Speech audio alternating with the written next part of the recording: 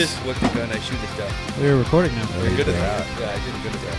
I'm trying to teach you, and then you fucking give me attitude. God. Is this on camera? It's Go ahead my and record base this. function. I'm trying to help you My base function is learn, attitude. and then We're It's capturing retard and disappointment attitude. Those are in the two I action. sit to. Yeah. Sounds like the range every day. we can He's like, try and "Man, I adjust thought I that a left the little range." bit. Speaking of the range, episode 30, Chad Carlson.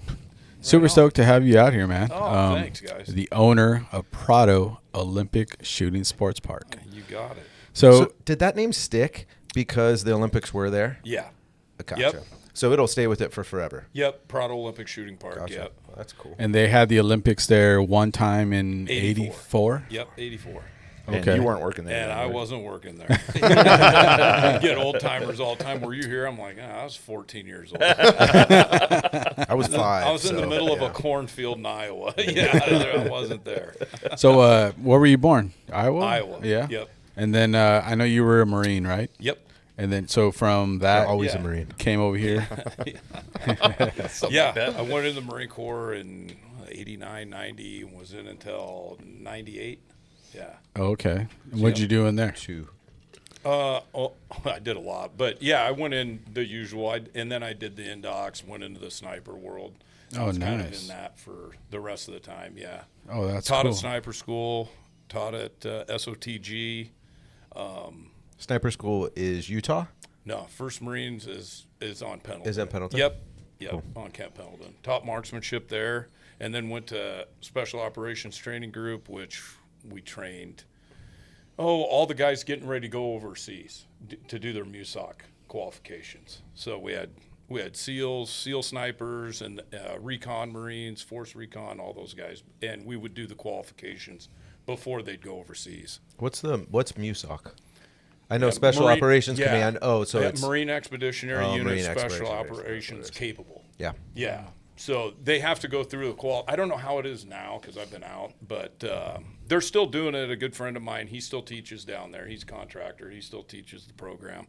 And but all those units, they have to have their MUSOC qualifications before going overseas on floats. Wow. What rifles were they using? Back in the day, sniper-wise, Yeah. we had the M40s, not like what they're running now. Now we're running old 700s and shit. 308. Shit from the late Vietnam era. I remember running the serial numbers on one of mine, and it literally was like 73, 1973. And I mean, they had good barrels on them, but we made them work. That was the biggest thing. We overcame a lot with just, ingenuity. We made it work. Yeah. Whereas, if we had the SEALs in, they're running the state-of-the-art 300s. I mean, they had all the good stuff. Yeah. And we're sitting here, what's this 308 thing? Look like they all had Macmillan stocks on them, but just like a hunting stock. Now they're running, I think they got a few different things. I don't even want to talk about what they're running now compared to what we had then. Yeah. But that and we had the Barretts. Oh, okay. Yeah, the 50s. So, But you're still shooting long distance? oh yeah, I've done it my whole life. I grew up in Iowa. Believe it or not, my dad was a sniper in Vietnam. Okay. Yeah. So you had his rifle. Yeah, yeah, pretty much. No, he was way out before that. But yeah, I grew up.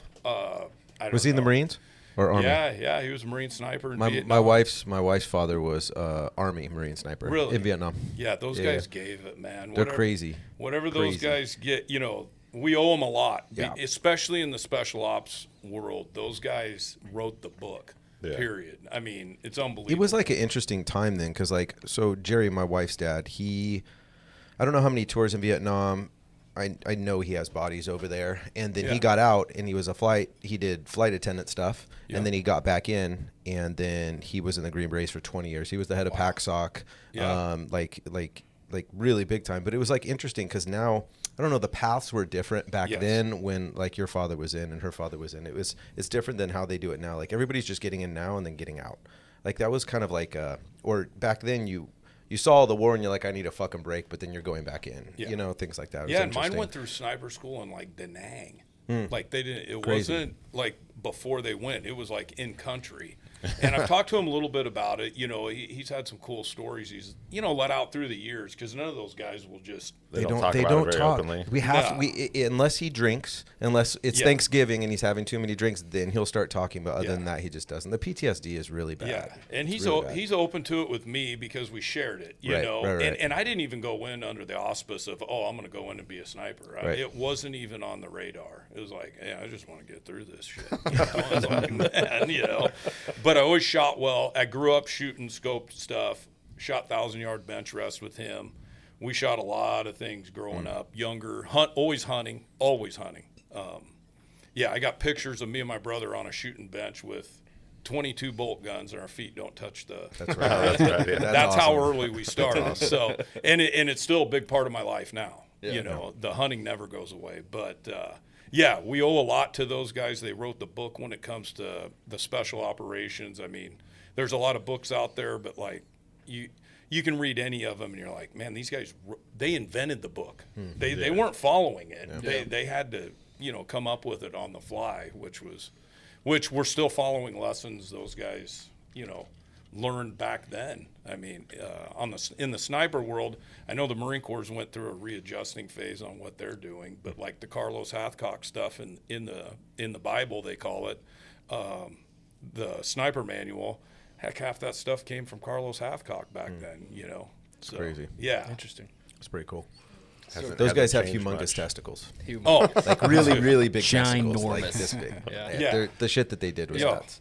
And to do it in that environment Yeah. is, I know my dad was in Way City for a while. I don't know, you guys seen Full Metal Jacket, like at the end. Yeah. That's like Way City. Okay. And my dad goes, oh, I loved it.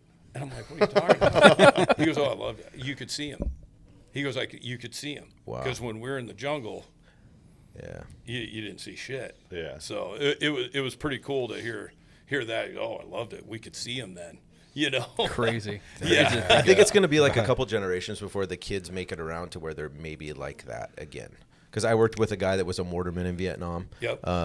They used to run out 100 yards, set up the mortar before everybody moved forward. Like I'm like, dude, seriously, like, I can't even think about how big your balls are. Yeah, like it's crazy. It's just nuts to me. And then the shame is like he got exposure to so many different things over there that he has some cancer and some health issues we work with. VA doesn't want to do shit because then they would have to admit that they used those in war, or that they would have to admit things. World class. And so it fucking sucks. Yeah, world class war fighters that have just been, the page has like been flipped on. Totally.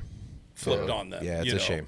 It's a shame for sure. I tell everybody, I'm like, man, you meet a Vietnam veteran, you better have your hand out. 100%. Those guys gave it. Yeah. They gave it. And in that environment, without the tech, the technology we got today operating, it's like, wow, what do you do without a bag full of batteries? Right. And that kind of goes back to one of the things that, between me and the guys I was in with, and some of them are still very active in the units, and that's the big part. Is back then we were doing the job without all of that, and that's kind of a lost art now. Right. Oh yeah, definitely. The technology, Yeah, now it's all drones. Yeah, and- where's your map?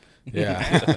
Well, we don't use a map. Yeah, we It's talked like, well, about what if your battery? Did they really not have that training for that backup stuff? Like having a backup set of iron sights when your fucking optic goes out. It's like it's Well, that the easy. Marine Corps, like when I went in, our qualification was we started at the 200 and went to the 500 with a M16 with no optics. Correct. Now Yeah, it's all irons. with optics. Yeah. Yeah. Interesting. It's all with the Trigicons now. Yeah. Like what happens when it doesn't? Like what happens when you have to read a map? Exactly. Yeah. Yeah, and that's one of the things that it all comes out in the wash eventually. Right. Right. But the guys I know, like a buddy of mine's an instructor down there, and he's like, "Yeah, I'll ask the guys where's your map?" And they just look at him. Well, I got On this. my phone. I On my got phone. this, my Yeah. GPS. And he's like, "Well, what about your batteries? What if what Yeah. if?" You always have to have that, Yeah, in of the back course. of your head. Yeah. So. That's Yeah, it's an interesting transition to where they're going, and the stuff is really cool. Don't get me wrong, but at the end of the day, you got to know the basics, and then just like shooting, a lot of guys they think they got an iPhone, and all of a sudden they're a sniper. And it's like, yeah, that thing works, but there's a lot more to it. Yeah. You got to read wind, and How was your sniper qual? Or what was How was it? Yeah. What did your sniper qual entail? Oh yeah, well, it would start at 200, and then it would go back to $1,000, and that was with a 308. Damn. And you're launching them. Like, I mean, Yeah, there's a lot of lob there, dude. yeah, a lot better rounds out there, and but the 308 will.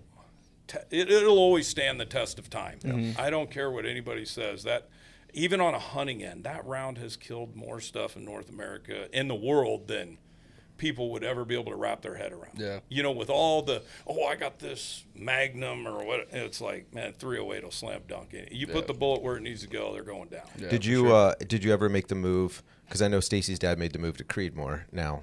Like, he shoots RPRs, like canned RPRs and stuff. I've shot a lot of different ones. Yeah. Like, a lot of people like Creedmoor from 308. When Vega and I, when we were shooting 308 and he shot a lot of bolt, we had that, our dies and our reloading press and our single stage was all set up for 308. So we're like, I don't want to fucking go buy new dies and stuff when Creedmoor got big, but it is faster. It is flatter. Yeah, it started with the 6.5. Round. The 6.5 bullets, the hit on anything 6.5 back in the day was that the bullet selection was garbage. So now they got good bullets for all of them. The 6.5's a little slow. Everything's transitioned to the 6mm range now. Gotcha. Because you can just send them faster, and the trajectory helps. It's not that the 6.5, a guy behind a 6.5 isn't going to do well. Right. It's just if you can flatten out that trajectory a little bit, it's always going to help you. Gotcha. And you still get the same impact on the 6mm than you do, because it's slightly smaller, but very little. And it stays sonic longer. Gotcha. So your wind calls are a little more true and things like that. So the 6mm is where everything's kind of going. Interesting. You see it a lot now versus, heck, I remember 10, 15 years ago shooting a 243 in some of the tactical matches, and guys were like, 243, what the hell? And it was like, just fast as shit. Yeah. And we weren't even shooting them Ackley improved where we were blowing the shoulders out of them. We were just shooting a straight 243, but we were using a heavy bullet, like a 108. Okay. And then it turned into a rate of twist game in the barrels, and it was a learning curve when we started doing that. And then you're getting such a rate of twist to stabilize that 108 grain bullet that some of them would come apart. So there's where you went into the radius lands and grooves like Bartland does, things like that. And that was the reason, because it was putting less stress on the bullet and they weren't coming apart. But you're still spinning them just as much? Yeah. Interesting. Yeah. So it was a whole learning curve going to the 6. That sounds like a lot. It was, but here was the big difference was less recoil. Just as good, better ballistics, but less recoil. So you could actually sit and watch your hits. If you're shooting 600, 700, 800 yards, you're watching all your hits, whereas the 308s were a little bit more. And, have to recite and you were lobbing them a little bit more, too. Trajectory was more of a rainbow. But the effective range was still there, even though the projectile was so much smaller. Yeah. A little bit smaller. Yeah. Okay. Yep. That's cool. Yeah, and most of the time in the six world now, like the 6 Creedmoor is really popular, especially since they came out with the small rifle primer in the brass. Okay. So there's companies like Lapua now makes small rifle primers, brass for the 6 Creedmoor and 6.5. Gotcha. So instead of running a large primer, the head of the case had a lot more stability to it. Interesting. Okay, Yeah, so I didn't you know go to about that. so when you really start pushing them, and I mean cranking them, we're pushing them, over 3,000, even in a tight neck chambered gun where you're having to turn the necks on the brass, they would let loose, not let loose catastrophically like a case, but they'd start, you'd start getting some of the case head expanding from the large primer. Yes. Interesting. You go the small that's a primer. trip. The small primer, in that you just got more mass. It's tighter. Right. So it's able to handle more pressure. Interesting. Yeah. That's It's crazy. It's just the trip. small little intricacies that change No, how the the ground guy's works. like- It's just That's like a rabbit hole. That's like fucking 100 miles deep. And I'm dude. not Like, even it's going crazy. into it because the old timers, like the guy shooting bench rest with 6mm PPCs, which is like a 220 Russian case. Mm-hmm. That's got a real, it's a small primer in that. But like I remember fire forming for it, and it was basically fill it up with powder and off the top, crunch a bullet in it, and throw it into fire forming. Wow. Literally. That's gnarly. And it's like, holy cow. Folks at home, don't try it. Seriously. You didn't hear it from me. But the small primers and the more mass at the case head, it helps out a lot. And that's where the Creedmoor has started to get better. Because before I was shooting the 6.5 by 47 and the 6 by 47 Lapua round, which had small primers. and that was kind of the dealio. It held together better, and you could push them as hard as you wanted, and the case was stable. Crazy. Where do you do your long distance stuff? Do you do it on your property? Yeah, I do it there. I have a place where I do all my testing, and Yeah. then I have a couple other sneaky spots. I get into. But no, it is a problem shooting long distance out here. That's the I mean, whole problem. Pyru, right? Pyru's the closest. Yeah, there's one. Pyru, there's Pala. Yeah. But Pala was 600. I But think Pyru so. goes up to 1,000. I think they go Yeah. to 8. And it's only like 1 day a week, Yeah. or something that it's open I've been to the down there public on once because I had Wednesdays to or do my something. 270 Winchester because I wanted to see how far I could get out with power, and like 6 is as far as I could get it to Oh, really? touch with a little bit of velocity. Let and him mass. ham load you something. A good buddy of mine who kind of taught me how to. He was kind of my mentor on teaching me how to build guns and everything. And when I was getting into it hard, he'd be like, "Oh, more powder, man, more powder." Man, this thing, But the book says. you can throw that thing. I don't even look at it anymore. Just load them up and go. Watch the cases, mic them. Make sure you're not getting them expanded out, and you're fine. That's crazy. Flattening out primers, blowing primers. Because I've had it all. long distance is not a thing out here. It's not a popular game. It seems No, to be it's a out here. shame. Yeah, I got a buddy that he's down by Elsinore. He's got a canyon I can go into and shoot, and we can go out to 1,300 yards. But yeah, I found the best way. We'll set up, and I just pick rocks. And I'll put the phone scope on, and I know where I'm holding on it, so I'm able to check dope and all that kind of thing. That's how I got this. That's how I got this scar right here, man. Angeles Crest. Yeah, it was bad. It was a Savage 110 308 when we were hand loading. Yeah. I was out there with John, who owns Rifle Supply, and my old best friend Vega, and it was his gun. And so we were hitting the 600 at Angeles because you can hit steel at the 600. And so we're like, okay, well, let's just track up the mountain a little bit. So we tracked up the mountain, range find it. It was like almost 1,100. Yeah. And I was like, cool, but I was prone. So I crept on the scope, but I was just so worried about my breathing, I didn't even realize it. Right. And when I took the shot, like the glass was like right here, and I remember going boom. It's like a 1 second flight time or something like that. It's not that long, right? And then hit, and then I looked up to the spotter, and I was like, "How bad is it?" And he looked down, and he's like, "We gotta go." And the blood just started coming down. It bit me pretty good right there.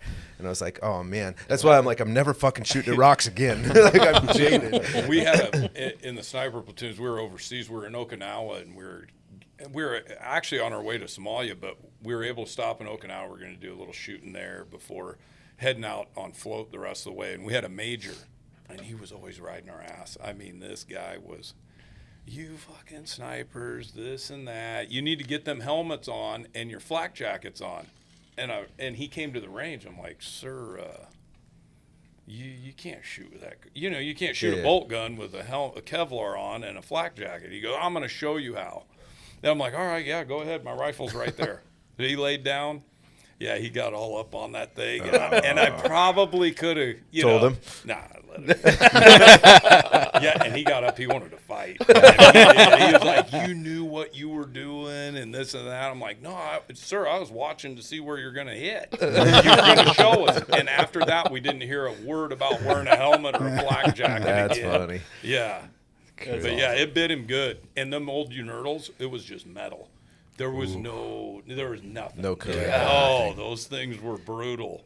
That sounds terrible. Yeah, he was all crammed in behind him. Oh man, this is gonna be good, boys. Hold on. What optics do you stick with now, most primarily? Because I know you threw a Night Force on your. Yeah. I've shot a lot. I've shot a bunch of them, but day in day out, I'm always a Night Force guy. Yeah. It just kind of determines it. Well, for me, it's whatever I'm playing. Yeah. It's. There's so many good optics out there. I got a couple of SIGs that are actually, I'm still kind of wrapping my head around because they're so good on being able to laze and the aiming point go on the reticle, and they work. The BDX, it's awesome. I have my 270. It works great. I'm like, holy man, this thing actually works. And I've shot U.S. optics. I've shot a lot of them. Yeah. I'm still an old school. I'm an MOA guy, so I don't get into the mill thing. Yep. But it's not really that big a change. It's just what I'm used to, And you get a great deal on Night Force. Yeah. Yeah. Because, I mean, that's all Jerry shoots, too. And that's all he shoots. Every gun has a Night Force on it. Every rifle. But I think they get like 40 or 50. You guys get a good amount off because because you guys are vets, I thought. Yeah. But like on my ground squirrel guns and coyote guns, Oh, I shoot loopholes on my coyote guns. Oh no shit. Yeah, the old 3.5 by 10. Really? And it just had a duplex reticle on it. It's simple. And my sheep gun, the gun I take up into the Yukon and Canada, places like that, it's got a Swarovski on it. Yeah. But it's I was going to ask, the U.S. Optics, the Swarovskis, and the Night Forces are kind of like your big three. I know that there's some other higher end ones out there too, right? Yeah. Than those. Yeah. It all comes down to like the reticles, the front focal plane, which I'm not a big fan of on my bolt. It's just because you shoot second focal plane? Yeah. Interesting. Yep. All So my weird. long distance stuff, because I like the crosshair being the same, and it's just we're creatures of habit. Even right? even out past 10. Because that's like the rule I was taught. Like anything out past 10, you could use first focal plane. It'll be a little bit better. But inside of 10 magnification, second focal plane would be fine. You use it all the way out. all the way. That's crazy. This episode is brought to you by Coffee Whipped. Guys, Coffee Whipped is a supporter of the podcast and our shop. It keeps us fueled all day long, especially my guys. And you know how busy we get. But their Dalgona coffee is amazing. And if you really want some extra boost, their Viet coffee will get you going. We love their breakfast sandwiches. We eat them here almost every day in the shop. Right here locally in Huntington Beach, California. They support our podcast and we love it. Make sure you guys visit at @coffeewhipped_. That's at @coffeewhipped_, or hit the link in the description below. Shit. And That's if cool. if I'm getting a lot of heat or whatever, I just dial the power back. I mean, I keep it simple. I've kind of, that's everything I've ever stood by, is like, even on my sheep hunting gun, these guys running the calculators and all that, I run a turret. I did all the stuff for my loads. I run a turret, I laze, I turn, and I shoot. Interesting. And I just keep it simple, because when the pressure hits and the adrenaline, and you've climbed a mountain to get to an animal or whatever it is, the more simple and streamlined you can keep it, the better. That makes sense. And on the coyote shooting, which is something I'll never give up. I love calling coyotes, so that's like one of my favorites. But yeah, low power. And actually, all the big game animals I've taken in North America, I don't think I've shot one of them past 6 power. No shit. What's your typical, like? I got buddies who talk all the time, like, I'll never shoot an animal past fucking 300 yards because there's no fucking point. Everybody's got to kind of know. Yeah. That's the problem. These hunting channels and shows are kind of our own worst enemies, and I've done stuff with some of these guys, and editing is great. We'll edit in post. Like you'll probably have to do today with me, but it's a beautiful thing. But yeah, I think it comes down to how many rounds you've had down range and how long you've done it, how well you can call wind, and everybody can make that. Yeah. I like hunting, so I'll get as close as I can. I will, because I like the hunt. I like bow hunting too, and I like being, that's hunting. Yeah. That's But- close. I gotta hook you up with Neil, the guy, one of the guys in my PSA club. Yeah. He has a Czech Shepherd, but he's actually right north of Yosemite right now hunting bears. Yeah. But he does. Last weekend he was doing crossbow stuff out in Utah. Right. It's so funny. I have to. Hook you Yeah, guys up. I'm Like, taking off at the end of October. I'll be moose hunting. I've had that planned for a few years, but with the things Canada had going on during the COVID and stuff, I was like, man, that's What caliber do you use for moose? this larger- year I'm a taking bigger one? I'm taking a 7 PRC. Interesting. This time, yeah, I built the gun up. I'm still finishing testing on Yeah. it. So They're typically like a 300 Win Mag and up kind of animal, yeah, right? Yeah, 300s will work. It's all going to come down to bullet placement at the end of the day. For sure. Yeah. I've I've heard a lot of 6.5 complaints right now for hunting is that it's just so fucking fast. If you're hitting a fatty animal, it'll just clog up, and they'll run for longer. Well, and another thing is a lot of guys they're using, there's match bullets and there's hunting bullets. Yeah. It's a big gap there, And if you really get into terminal ballistic testing and you're looking at, I have a buddy in Idaho, he's killed every animal in North America with a 308. Oh shit. That's fucking rad. And why? Because the bullet goes in and the max expansion on it's like 7.5 inches. So it's perfect for most any animal. Right. That wound channel's, Yeah. at 7 inches. The guy's using, I was at elk camp one time and a guy was up there with a 338 Ultra. And I'm like, fuck, you want to kill the whole herd? Explode but everything?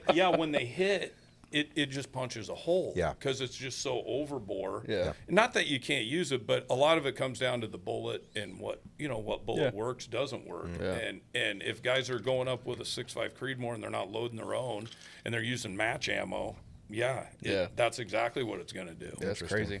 Yeah, punch So right through. do you use something with a flatter tip so it has more cavitation when it hits, or do you? Yeah, you can go. Because either way. I'm not a hunter. Like, it's just not my thing. I've just never done it. I have a lot of friends that are, and I'm totally cool with it. But I don't know a lot about that projectile. Well, like you go from varmint bullets where I have a real wide open hollow point to, let's say if you're a grizzly bear or even moose hunting where you need more penetration.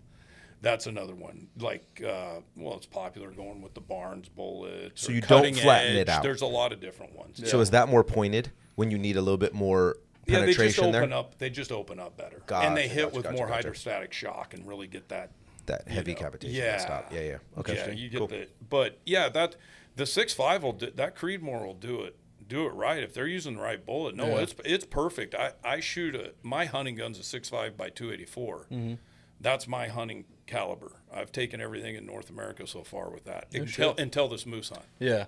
Why'd you change from the 6.5 to 7? I take that back. My grizzly bear, I did shoot with a 300 short mag. Interesting. Where'd you go grizzly shooting at, or grizzly hunting? British Columbia. How close were you? Probably 200, 225. What's your typical yardage? It's still for pretty far. your hunts? Like, what's your go-to? It just depends. Yeah. I mean, like I was stone sheep hunting up in the Yukon, and we could not get any closer to that ram. It was a stone sheep, and we just couldn't get any closer. Yeah. We kept going, and the sheep was literally bedded, but he'd keep looking right where we were at. Yeah. And I'm like, man, that was probably one of the best shots I've ever made, honestly. It was 510, and he was bedded, and it was through deadfall.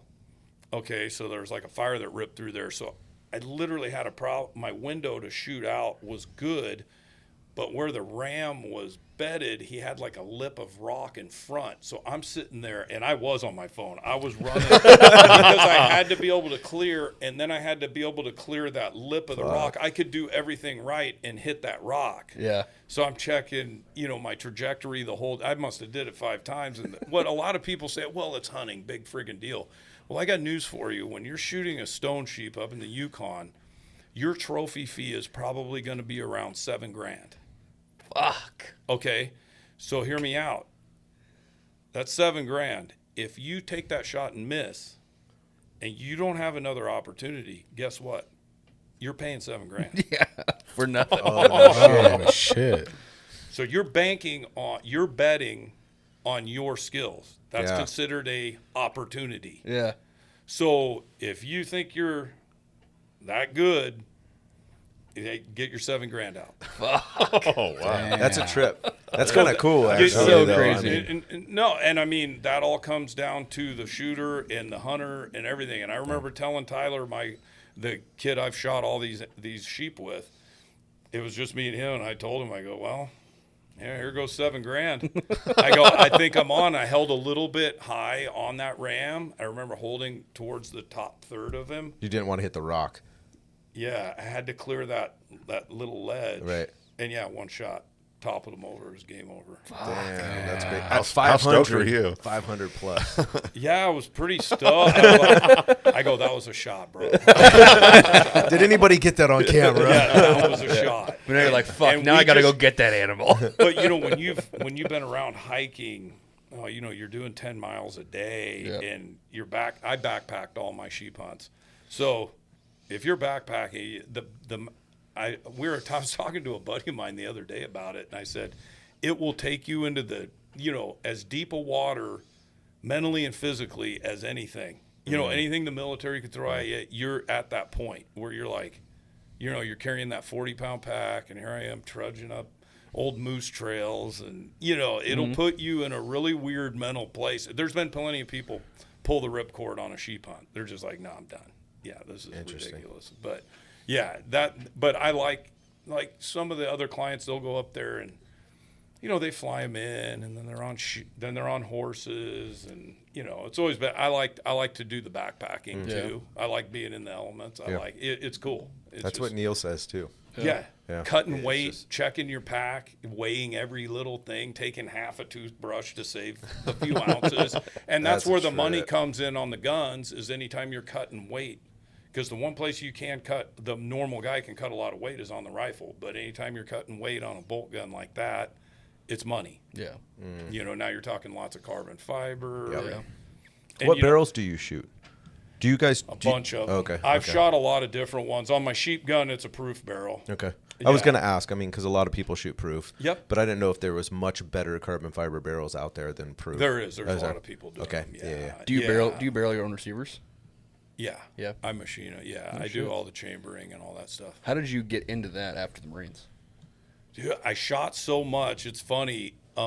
Getting into the gunsmithing end and doing bolt guns. I shot so much, and I always wanted to change barrels and this and that. And I'd always be sending barrels back to my buddy in Iowa. And Mike, he's a Hall of Fame bench rest guy. He just won nationals again, and like 6 out of, would they have 18 competitors the year before? I think he built 15 of the guns Oh wow! Oh, wow. of the winners. Crazy. Yeah. No, That's the guy, fucking and nuts. he, you know, So he knows what he's doing. he's Yeah. in his 70s. So he's terrible at what he does. Yeah, he's in his 70s, and I'd always send my barrels to him. I'd be like, Mike, I need this, or I need something threaded, or, you know, Yeah. whatever. And I got tired of waiting. I'm like, I got to learn this. I just got to learn it. You know, so anyway, I started making flights back to Iowa, and, you know, he taught me everything. That's so, Oh cool. shit! That's so, crazy. yeah, and then I end up buying a lathe, got a Bridgeport, it's all in my garage. It's like, you know, and the whole reason was so I could do the work and I didn't have to wait. Yeah. You know, I could do whatever I wanted, whenever I wanted, just a little self-sufficient. And then now that I do them I do them for people. I'm not, it's not my, you know, business, but I do enjoy doing it a lot. Oh, okay. Yeah, That's good, I though. do. I like it. yeah. I like it a lot. That's cool. And they never leave. You know, it's just like you guys deal with. I mean, you know, all you got's your name Yeah. in this business. Yeah. 100%. And I've been around it 25 years, so you got to know what you're doing, and you know, That's crazy. yeah. But that's how I started. I just got tired of sending stuff out, and 4 or 5 months later, because You're like, I can do this. the bolt gun world is weird, though, when it comes to getting work done. Like to do a custom gun, like if you were to lay out and say, oh, I'm going to have this builder build me whatever. Now, some of these guys are a year and a half. Yeah. That's Yeah, crazy. and I mean, And that's okay. People are like, yeah, okay, I'll wait that. That's yeah, perfect. yeah. It's like building a car, kind of. You know, like if you were to It's send it to a same good type car of maker, deal. I'd be like, Yeah. they're like, Same it's three exact thing. 3 years. Like, okay, cool, no problem. Yeah, There you go. same deal. Yeah. So Yeah, when you that's got out, what did you do right when you got out of the Marines? Right when I got out, I went to work for a company that built ranges. Okay. I was a consultant for them. We built, let's see, the Philadelphia Police Academy range, Austin, Texas, was all over the place, building ranges, and I was a consultant for them. And yeah, it was really weird how I got involved at the range, because a buddy of mine that I worked with said, hey, he was going to San Bernardino to be a range guy at San Bernardino. And he told me, he goes, hey, would you mind going up and meeting with this doctor up at Prado? It's in Chino, and I was in Temecula at the time.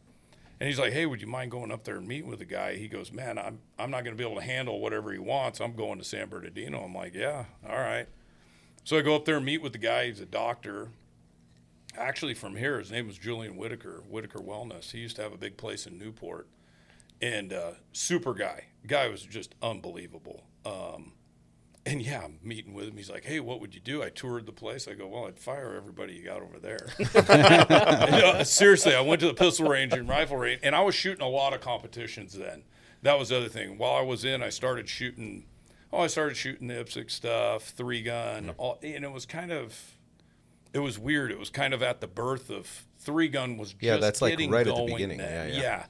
And so I go up and meet with this guy, and then all of a sudden, and I'm just straight out with him. I'm like, yeah, I'd shit can them guys. You need to get some you need to get the law enforcement start coming in here, and you need to start having matches. And guy's like, well, how much? I'm like, what do you mean how much? He's like, no, if I want to hire you. Yeah. And I'm like, what the fuck? I didn't know I was here for a job interview. But because I was shooting all the time, I was like, man, this might work out pretty good. Yeah. And so I took it and was just running the pistol range and got that going. And within about 6 months, he had management issues on the shotgun side, and he's like, hey, now you're going to manage it all. I'm like, I don't know about trap and skeet shooting. I mean, I grew up shooting shotguns in the Midwest, you know, like shooting pheasants and stuff, but I didn't know anything about trap and skeet. And yeah, so I started running that, and within a year we were making a profit. We're doing good. This was early 2000s, and yeah, he walked in one day and he goes, hey, yeah, I'm gonna sell it. I'm like, what? God dang, man, I got a kid. My son at the time, Jake, he was like, I don't know, 2-3 years old. I'm like, dude, I just gave you a year. He goes, no, I want you to buy it. And yeah, I'm like, yeah, okay, yeah, I don't have shit, you know. So yeah, begged, borrowed, and steal, got what he needed up front. He carried paper, and yeah, the rest is history. Yeah, had him done in probably 3-4 years, paid off, and yeah, he's a great guy. I don't know what the hell he saw in a 30-year-old kid. Yeah, I was 30. I was You still 30 talk to when I him? bought it. That's crazy. Yeah, he's a great guy, man. He's retired now. He's starting to slow it. He has dementia right now, so it's kind of. But I don't know what the hell he saw in a 30-year-old kid at that time. But It's still up and going, and it's successful as hell. yeah, So been there he 20 saw something. Been there 25 years. Yeah. Yeah, there are a lot of businesses that have come and go. So you know, That's awesome. a lot of guys will come in and be like, hey, you know what you ought to do? And I'm like, what you ought to do is write me a check so I can tell you what you need to do. Which you guys probably have the same thing, Totally. right? I mean, it's just part of the business. You know, hey, you guys ought to do that. Yeah, okay, yeah. We haven't thought of that one yet. We gotta go over there and shoot some shotgun stuff. Did you go with us when we went and shot on that? You weren't here yet, huh? You guys went. It was when I first started. Oh man, we did like a cool outing. There was like the trap and skeet place that was over like in LA off the 605 or something. Oh yeah. So we went over there. The folks at LA Clays. Yeah. Yeah, and we like it was fun. We took it was when we only had like 5 employees, a long time ago. But it's fun to take everybody out and just go shoot and have a good time on the trap. Yeah, and our stuff. corporate it's events cool. now are just smoking right now. That's one thing we've gotten into a few years ago is doing the team building and the corporate events. And we got all the shotguns, and the companies come out, and we do extremely well on it right now. Yeah. It's been a big part of the business now. Yeah, well, obviously we mainly go down there like during the week, like Wednesdays, and there is a lot law enforcement training. It's not too crazy. Right. And then one day I went on a Saturday and I was like, holy fuck. Yeah. Like cars in both the lot. Like it was just. Yeah, the IPSC matches, I remember, the IPSC matches are, they're getting 100 people, on Saturdays, Sundays. IDPA is really big too. Yep. The competitions are monstrous. They've become their own. It's cool to see because I remember starting IDPA back in the day. Me and a guy, Mike Curler's like, hey, I was shooting IPSC, but he wanted to do IDPA, and I'm like, man, you know what IDPA stands for, don't you? You know, I don't practice anymore. You know, I was just a cocky ass, and IDPA shooters are great. So don't anybody take it. Take any offense. They're gonna hold on to that one. They all know the joke, but it was really cool because me and Mike Curley back then, it was probably 2002 or 3, started that match. And as I moved up the chain, I was kind of hands off, the matches. So to see what they've become now, it's really cool.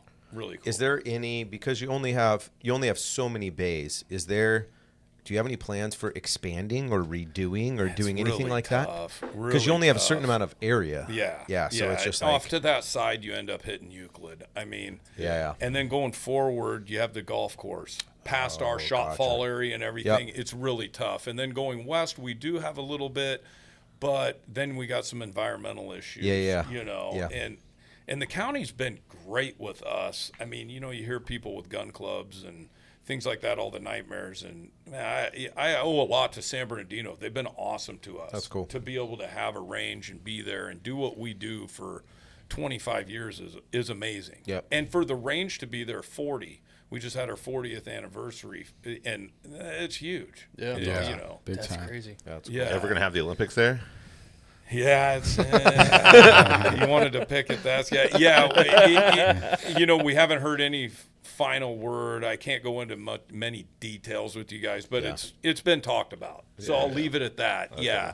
Stand by. We'll see. The committee, I think everybody's just kind of waiting to see where the committee's going to hang their hat. it's kind of out of everybody's hands sure. at that point, and yeah, we'll see. What It about- would be cool to have a range that held the Olympics twice, though. Yeah. Hell it yeah. would be really It'd be cool. It'd be great for the surrounding business. It would just be good for everything. Yeah, it'd be great all the And way it around. will be in Southern California, which will be cool at the end of the day. Either way it goes, it'll be awesome to have the Olympics back. It's a huge deal. The what was I gonna say? What about the archery spot across the way? Yeah, the private club. that's somebody Great else owns people. that. Yeah, Gotcha. they're great people. It's the Aranco Bowman, and they're great folks. I've that's known cool. them since I've been there, and I'm an archery guy. Oh, okay, cool. So I've well, they actually get their water from me from my well. Oh, gotcha. But they're awesome. No, like we have a really good relationship. They got probably one of the nicest archery ranges you'll see on the West Coast. I mean, with the practice butts are dialed in, and then you got the course up on the hills. Yeah. And I've competed in that stuff too, and it was awesome. It's awesome. That's cool. Shooting archery is bomb. I actually it's as shot fun there as with a gun. my grandpa and my dad when I was younger. No shit. Yeah, my Yeah. grandpa was in archery and my dad was as well, and then they took me there when I was really little.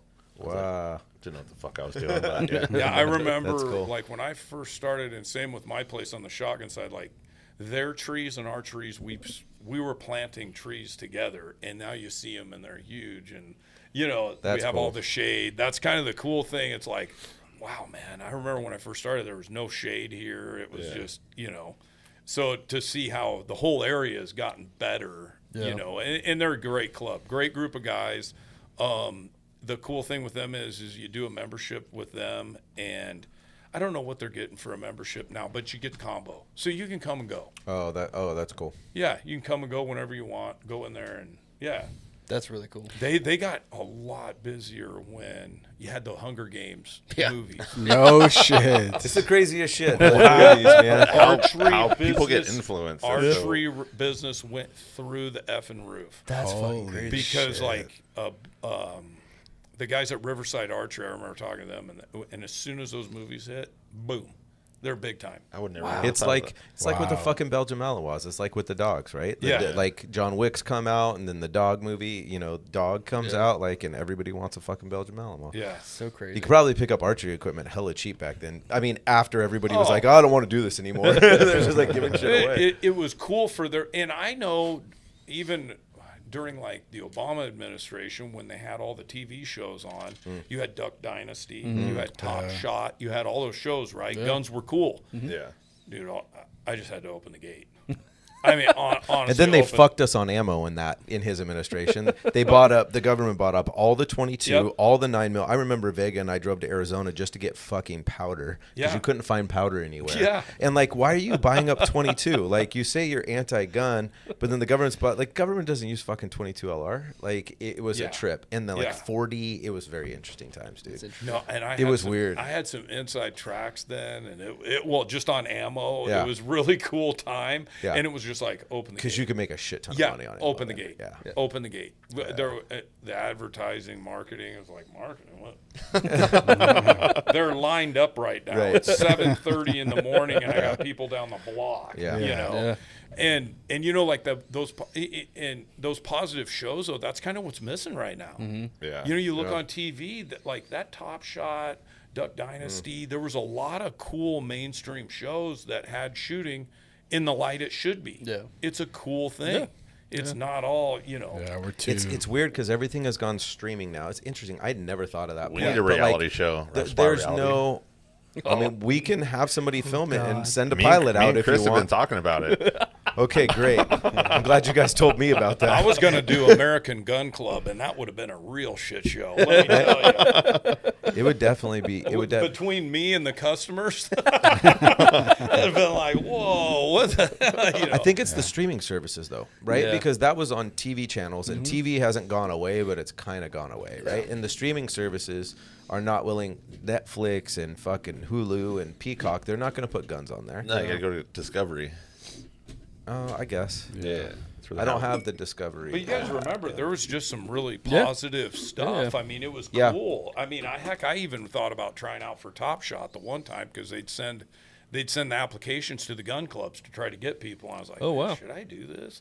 But I kind of hung up the competition thing, It was probably 06, 07. I mean, I went at it real hard. I'd go to the Bianchi Cup every year, shoot handguns. I did SOF.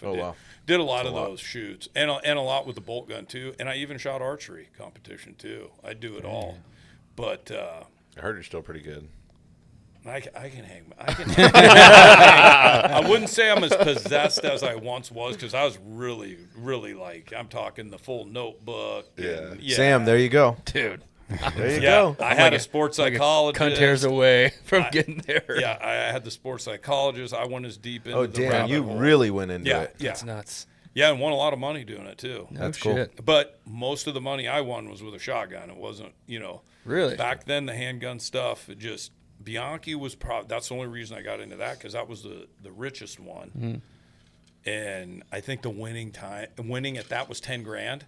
I'm like, I look back at it all. I'm like, I wouldn't have paid for the gun or even a quarter of the ammo. I bought a mover. I still have it. I still have a Bianchi Cup mover, because that match you start at 10 and go back to 25, and that thing's moving 10 feet a second. And so at like 10 and 15, it would go 60 feet. You'd have 6 rounds, but your X ring's the size of that, beer can, about 3-inch. So That's fucking nuts. There you go, Sam. Get to work. and with Get to work. yeah, and with an open gun, it's one with a perfect score. Yeah. And then you got the practical, which would start at 10 and go back to 50 yards. Damn. And then you had the barricades and then the plates. Yeah, see, I got people come in, they're like, man, you're a pretty good shooter on YouTube. And I was like, I'm okay.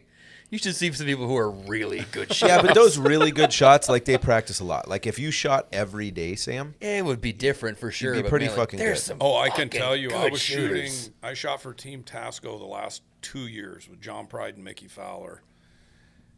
And we would go, I'm talking like the month leading up, 800 rounds a day. Damn. Wow. We had tarps laid out. I'd have tarps laid out, and I'd pick up all my brass, put it in a 5-gallon bucket, and go home and reload it. that's a fucking trip. Had a 1050 That's Dillon gnarly. just rocking. Just rocking. Wow. Yeah. And jack rounds, head back to the range the next day, and shoot it all over again. Fuck. That's nuts, dude. Yeah. We had a 650 back in the day. We couldn't handle that because we were fucking petting that. Like, Yeah, the and I 1050 started with a needed- 550. Yeah, When I we got had out of a the Marine 650, Corps, I yeah. was able to round up enough for a 550, Yep. and I had a 550, and I could shoot some IPSC. And then I just started kind of going through. I was getting upset because coming out of the Marine Corps, you're so accuracy dialed in. It was like, hey, dude, there wasn't any such thing as missing a target or shooting a no-shoot. That stuff would get you kicked out of the unit. So it was like you had to be, there was no such thing as loose shots. So when I started shooting IPSC, I'm like, man, why am I losing? I'm okay, 2 seconds behind this guy, but look at all the C-zone hits he has. Right. Yeah. And I'd get frustrated. I'm like, man, I'm going to go to Bianchi because it's accuracy-based. The times are par times, but I'm going because, it kind of fit my game, the accuracy game. Yeah. But yeah, then I started shooting. I started shooting trap with a shotgun. Kind of looked at it. I go, this is kind of a cool game, this and that. It's and the next fun. thing you know, yeah, dude, I was winning some jackpots. I mean, yeah. That's like me with dog shit, dude. That's how I feel. Like, Yeah. I've just my life revolves around dogs and dog training and dog trialing now. And it's Yeah, just no, like, I went down that rabbit hole and it was just And now I'm getting there's into nothing that rabbit hole That's now. why- I just got a new pup. It's a whole Yeah. nother rabbit hole, Yeah, bro. I'm down that rabbit hole Yeah. now. What kind of pup? I got a giant schnauzer. Oh, nice. So one of the guys that just left here, Mike, his wife is allergic, so he wants a PPD dog. So where'd you get the schnauzer from? Tennessee. Okay, there's a good one in Tennessee, but there's also, if you ever look at another one, so Jonathan Katz, I was out there training. He has more PSA titles, dogs, than anybody. So Katz's partner Jen, they breed giant schnauzers. Oh, she nice. did PD stuff, and they're Yeah. I think that I've only heard of 2 good giant schnauzer breeders, and she's one of them. And the other one's in Tennessee, actually. So you're doing PPD stuff, bite work? Is there a drive? He's just starting to do it. No shit. He's been down with Dustin. Oh yeah. Yeah. And See, Bonzel? and the funny thing with him is he had his original place was out by the reservation. So I started with Dustin. So he Oh, had you did? he had Nakoa since he was 11 what a weeks small old. world. Yeah. Well, do you yeah. ever remember me out there? I don't- Because I was killing all the coyotes there. You know what? I probably think I heard about you because I was down there like 3 or 4 nights a week. Yeah. Down in keep San border Diego? training. Yeah. Raul's been Yeah, there. yeah. I took him Off the to 76. Yeah, Yeah, Kelly Old and Dairy. Chris seminar down there. Yeah, because I built him. That's Dustin's gun. Fucking snakes Oh, right everywhere. on. Yeah, I built him Yeah. that.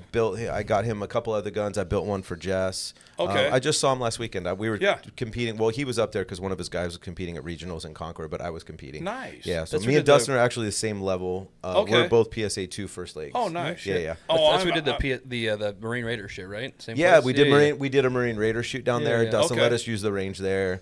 Yeah. So Yeah. it's funny. So yeah, I got called. It was really weird.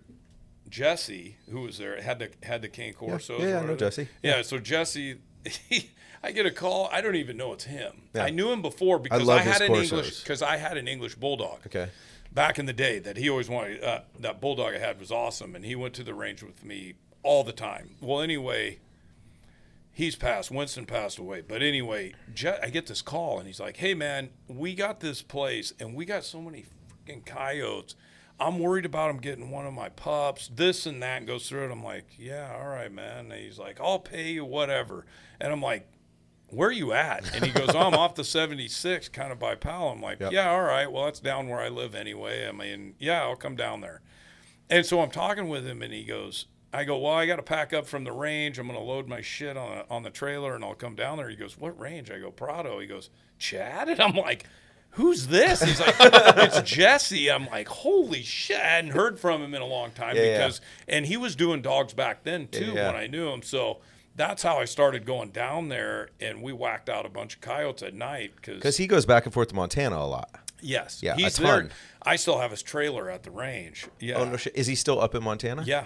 Yeah. I love his Corso lines. Like he had some really nice Corsos. Yeah, man. and So I- you guys would shoot them, so you don't have to confirm or not confirm with cans or no cans. Oh, I always can. Yeah, like. I don't Well, I'm just saying. I was shoot just it. saying. I don't shoot anything without one. that my valley. ears are really bad. That valley was super flat. Did you ever? Were you down there at level, or were you shooting them from Dustin's house top? No, that's too far away. That's too far No, away. You'd most have of the to be stuff closer. we did there, it was kind of weird. That place is a really weird place to try to kill coyotes in. I mean, it's not perfect, but I mean, we made it work. We whacked them pretty good. But if you went up to where, where you guys were shooting down Yeah. on the shoot up the hill, Yep. well, if I'd go up to the right there and I would set there, and the coyotes would usually come out from where that farmhouse was Yep. that'd be towards your west side. Correct. Killed a bunch that way, and then going to the opposite end of the property to where the hill is, where the road would go Okay. up the mountain. Uh-huh. I'd sit there Okay. and then come. But coyotes are weird. The wind is really weird at that place. It's kind of a bowl. It kind of swirls around. And a couple of times went on the 76 side where the old dairy, like where they used Yep. to have the feed. Yep. And there was a good spot We used to over train there. down there. Yeah, there was a good spot over there too. Yeah. You see any ghosts out there? Nah, I didn't. Are they Dustin there? always was like, "Man, that place is haunted as fuck." He's like, at night, and he's like, "I was like, cool, I'll never stay here, dude. I don't like ghosts. Not my jam, dude." Yeah, Yeah. no, and that's how I met, Dustin, Jesse, and that's how. And then it took me a long time after my bulldog to want to get another dog because that dog was just, So it took like 9 years, and then I finally bought. I went through Jesse. He turned me on to an AKC guy, and then came to that breeder in Tennessee. That's cool. And I had to wait 3-4 months, but I knew I wanted. I knew I wanted a giant schnauzer. Right. I just knew I wanted one, Right. and my bulldog taught me I didn't like dog hair. So Yep. yeah, Yep. That would be your best PPD dog that you don't have to deal with hair on. yeah, and he is awesome. Yeah. I've taken him hunting now. Well, since the day I got him, I was always blowing the calls. Yeah. So we've went out the last 2 weeks 2 times. We got 6 coyotes and probably about 6 pigs now. So he's doing really well. He's quiet as hell on the sets. That's cool. But it's a different deal coyote hunting. It's I'm trying to get him to the point where we start doing some daytime stuff in the spring when they're pupping. I'll get him to go out and instigate them. Because when the coyotes pup, they get real territorial. Yeah, They freak makes out. sense. and you do some pup and distress type stuff, those coyotes will come in and they're looking for a fight. No shit. And there's coyote dogs actually out there. I'm probably the only one trying to do it with a giant schnauzer. But Are they like bay dogs that you would use? yeah, Like and some if kind they- of bay dogs, yeah, probably. and if they, no, well, bait dog more. Oh, like it. But if they interesting. see a dog, they think that dog is automatically screwing up one of their pups, and they're coming for a fight. No shit. So at that point, it's the dog's deal. Hey, bring them back. Yeah. You know, instigate them, bring them back. Right. And then you. yeah. That Then we sounds take like care of fun. But the schnauzers would be big enough. Oh, that dog can handle Yeah, himself right yeah, now. He's only 5 months old, and he'd probably handle himself on the coyote. You know, Yeah. you know, not against a pack of them, but Yeah, one-on-one, yeah, he'd be all right. Yeah. Yeah. Yeah. Are they doing bite work with him and stuff? Yeah, well, so anyway, I'm going on that hunt at the end of October. Okay. So that's when he's already been there for 2 weeks. I was Okay. back in Iowa, and Dustin had him. And so now he'll go back for, I think I'm going to have him in there for 3 weeks. Yeah, I did like 3 weeks on my first board and train, like for confident stuff. That's when That's they had awesome. the puppy Yeah, course yeah. back there, and then I once he was done teething, he went back for another couple weeks, and then we parted ways, and now we're kind of back. I actually think we're going to do some PSA training together with cool. our club and his Well, club. I'm trying and to stuff like talk him that. in really hard, and you'll get in on it. I'm trying to get him to come up to the range. So I tell everybody from my club, I'm like, dude, if you guys want to come out, you can sign the waiver. I was like, just you have to stay with me and keep the dogs tight, you know. But that's why, I mean, whenever we're out there on Wednesday, if you Right. know we're out there, I always have Nakoa with me. Yeah. Because it's just great for the dogs, Exactly. for our dogs, if we're going to use them for working dogs, right? For them to like Nakoa, for the most part, the last time he got a little jumpy on AR stuff, he doesn't move. He just it pumps him up because he thinks there's a fight coming. He thinks there's something coming, Yeah. but like.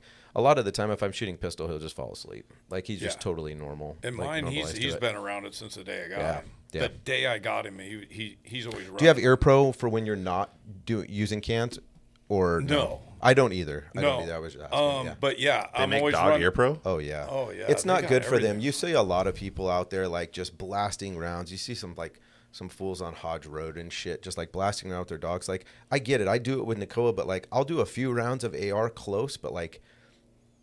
If like I don't want to keep doing it and doing it and doing it. Like Yeah. I'd rather have Yeah. them behind me or something like that. But yeah, they have Ear Pro that just Yep. it's like foamy and it folds their ears down.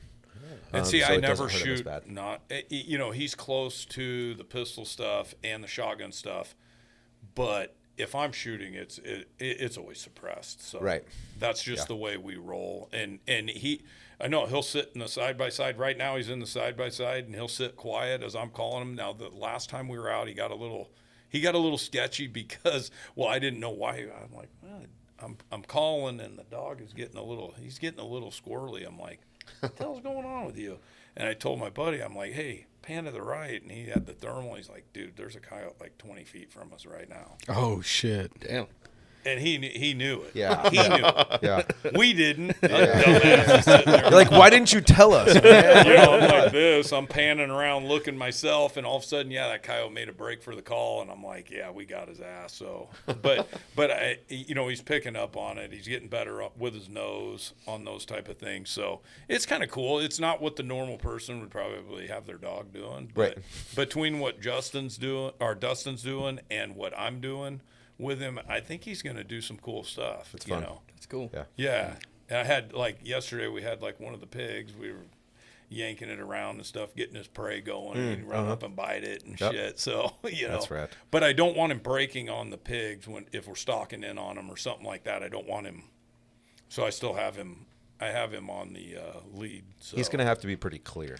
Yeah. Like clear-headed in those scenarios, and like when do Yeah. you want me? Especially if you're going to bring out a little bit of hunt or aggression there when Yep. he's allowed to bite. He needs to be able to differentiate. Like, Yeah. okay, he told me couche or stay or down Yeah. or whatever. Like, I'm not allowed to move. Right. Yeah, especially in those. And I'm not a instances. dog guy. I'm just getting into the rabbit hole. So it's like It's deep, when man. I went to Dustin's after the 2 week, just doing the, just doing the normal on the leash stuff. I went in there and they had the chairs all around, and I'm going to sit down. I'm like, what are we going to fight? What are we fighting in here? What the fuck is going on in here? You guys got, and anyway, all the instructors are there, and they're like, hey, we're going over your dog. And I'm like, oh, okay. I thought I was going to get waterboarded there for a minute. But it was really cool. We got done with it, and I'm like, son of a bitch. At the end of it, I'm like, I'm the one that needs the class. He don't. Always. Yeah. He don't. I need the class, So it's been pretty cool growing with him, Yeah. It's a connection I don't think I've had with any other dog. It's And really how old weird. is he now? He's only 5 months. Oh, shit. Yeah. Yeah, he's that only connection is 5 just going to months. grow even more, too. Yeah, and he's in the cart with me at the range. We drive around. He loves the side-by-side. He loves it. I'll That's go load so up, funny. and he's like, "Got to see it." Like, "Yeah, you gonna lift me up there?" I'm like, "Yeah, I got you, buddy. Don't worry." No, he loves it. funny. He drives around with his mouth open, just like, this is awesome. But That's yeah, cool. he likes it at the range better than going home because he knows the day's over at home. Whereas when he's at the range, there's usually some cool shit to do. Yeah. Right. Yeah. That's crazy. That's cool. Yeah. I think what I'm most surprised about too is you're a busy man as far as like physically and your workouts, and you're doing jiu-jitsu, right? And I You're do involved the in a lot of MMA. shit. you got your I do the MMA bit, yeah. you do your strength Look at me, I'm all conditioning. beat up. Yeah, and then the strength conditioning is there at the range, right? Yeah. Yeah, I so- have a spot at the range where during COVID I had to build a gym. At that time I was really lifting a lot. And I was like, I'm just get big, and my body started. That's what Sam says. Honestly, my body started breaking down, man. I was 250. I was strong as an ox, but man, I had tendonitis so bad in my elbow I couldn't lift that cocktail glass. Damn. And That's what you have to look forward to. I had just so you know, I had PRP, cortisone, stem cells, you name it. I had it jacked into that elbow, and I was like, I had to find another way to just stay in shape, and I started doing the MMA and the jiu-jitsu stuff. So yeah, I go 3 days a week. Well, yeah, 2 to 3 days a week on that and the striking. So it's kept me in pretty good shape for hunting and all those types of things. Yeah. It's a lot of functional fitness now is what everyone's kind of ending up on. Dude, the core, what's crazy is my brother, he's a big weightlifter too, and he has a lot of back problems right now. And I was telling him, he's like, do you have it? I'm like, nah, man. Nah, I don't have any of it. I'm not doing 400-pound deadlifts anymore. Yeah. My core is strong. And I'll tell you, when I first started that jiu-jitsu stuff, I was like, holy fuck, am I out of shape? I mean, and I even thought I was in shape. Yeah. And I was like, oh, dude, I'm a turd in here right now. I am a turd. Yeah, but I always go down the rabbit hole. We were talking about it one day. I'm an all-for-nothing guy. I just can't put my can't get your dip your feet toes wet. in. Yeah. Nah, dude, I can't. Cannonball, right? Nah, Just jumping right in. yeah. It's like with my dog. He started leaping around inside the cab, scratching the windows, wanting to see where I'm going when I'd get out. And I'm like, oh, yeah, you're getting a fucking kennel. Yeah, next thing I know, I'm spending $1,000 on the best kennel made, So it's just how it is. You have to, yeah. But yeah, no, you're right. I don't like sitting still. I don't. Anybody that knows me, Robbie, anybody that knows me, I don't know. I'm either and to add another one into this, I turn them at bass fish. Oh, shit. Fisherman as well. Damn it. Yeah, I love bass fishing. Where do you bass fish at? Everywhere around here. And I Okay. go up north a lot. I go all over. I love it. And I'm going to take my dog. We're going to Paris next week. I'm going to be putting Lapua on the – Lapua is his name. That's awesome. Of course it is. Wouldn't it be? I'm gonna put Lapua on the bass boat, and we're gonna see how we're gonna start breaking him in. But That's I cool. have a real problem with sitting still. That's Yeah, crazy. I think it's. I don't want to get too deep, but I do think it plays into the military, all those type of things. I don't want to say PTSD because I've been in some shit, but not anything that I think. But I just can't sit still. I can't. Even when I'm at my house, my wife would tell you. You're like, look at this guy. I get home, I'm out in the shop building guns, or I'm messing with the dog, or I can't sit still. That's crazy. I mean, technically they say that if you stop moving, you're fucking dead. So may as well keep That may be moving. some of it too.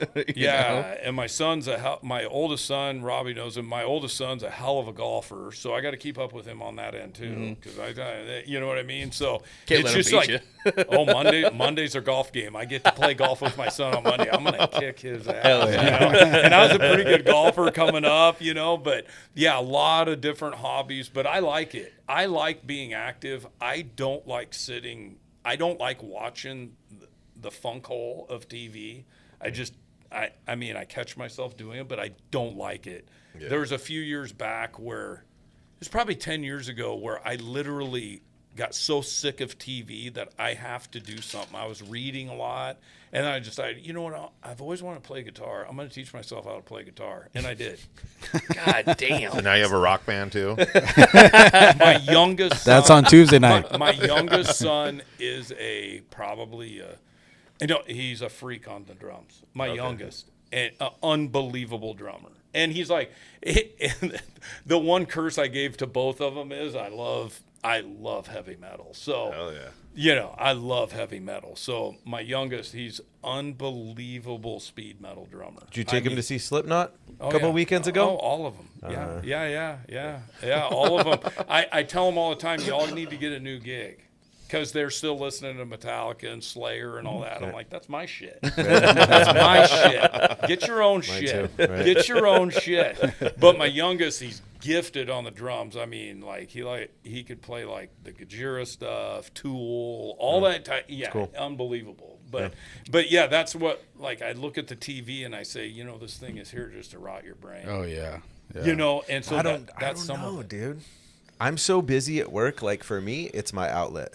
Like, I work the dogs as an outlet, but I'm weird because my mind's always thinking about business, and about I this did business. not have a dog at that time, and my business was kind of running myself. That's where I'm kind of going. When I first started there, I bet you I went 6 or 7 years working 7 days a week, just fucking grinding. Yeah.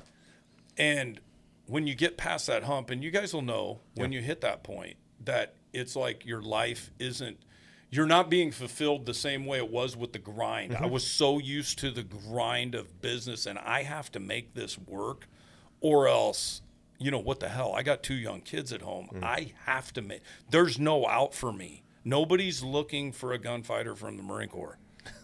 No, honestly, they're not looking for you. Yeah. And I try to tell the service guys too, the cops don't want you. No, they do not want you. And so it was like, I have to make this work. So it was a 7-day-a-week grind.